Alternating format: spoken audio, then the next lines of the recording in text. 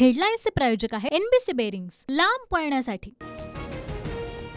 राज ठाकरे नकली अंधभक्त, राज ठाकरेंचा देव बदलू शकतो। कणकवलीतील राज ठाकरेंच्या सभेवरून संजय राऊतांचा हल्लाबोल।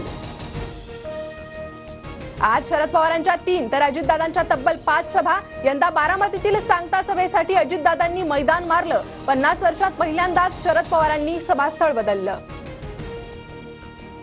उद्धव ठाकरेंची आज अलिबाग आणि नवी मुंबईत सभा। अनंत गीतेंसाठी अलिबागमध्ये 2 वाजता तर नवी मुंबईत 6 वाजता सभेचं आयोजन।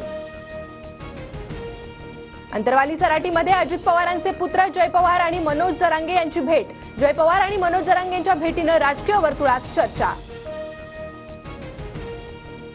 प्रचारादरम्यान वर्षा गायकवाड, वरुण सरदेसाई आणि आशिष शेलार यांची भेट। हॉटेलमध्ये गायकवाड सरदेसाईंचा नागरिकांशी संवाद। विरोधी उमेदवार टीव्हीवर चमकणारे, सरदेसाईंचा उज्ज्वल निकम यांना टोला। सांगलीच्या जागेबद्दल वेगळे डाव चाललेत कळालं होतं। सांगलीचे दोन्ही उमेदवार एकमेकांऐवजी माझ्यावरच टीका करतात, विशाल पाटलांचं वक्तव्य। माझा विजय निश्चित, आता वाटचाल दिल्लीला विमानानं। महायुतीचे साताऱ्याचे उमेदवार उदयनराजे भोसलेंची प्रतिक्रिया।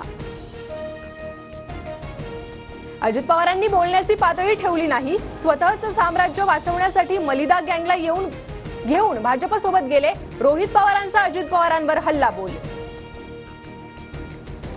बारामती 60 वर्ष पवार साहेबांच्या पाठीशी, बारामतीकर यावेळी योग्य निर्णय घेतील, श्रीनिवास पवारांकडून विश्वास व्यक्त।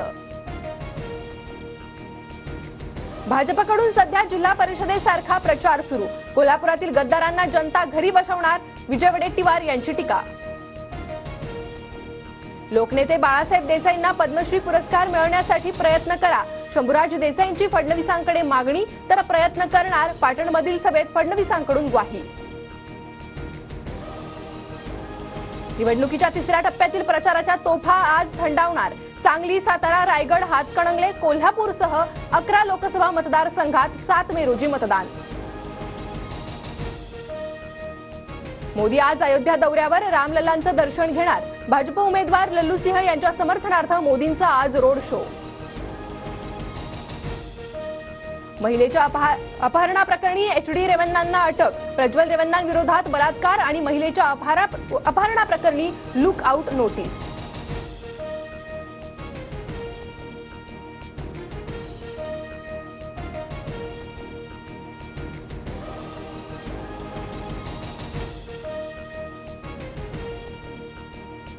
हेडलाईन्सचे प्रायोजक आहे एनबीसी बेरिंग्स, लांब पळण्यासाठी।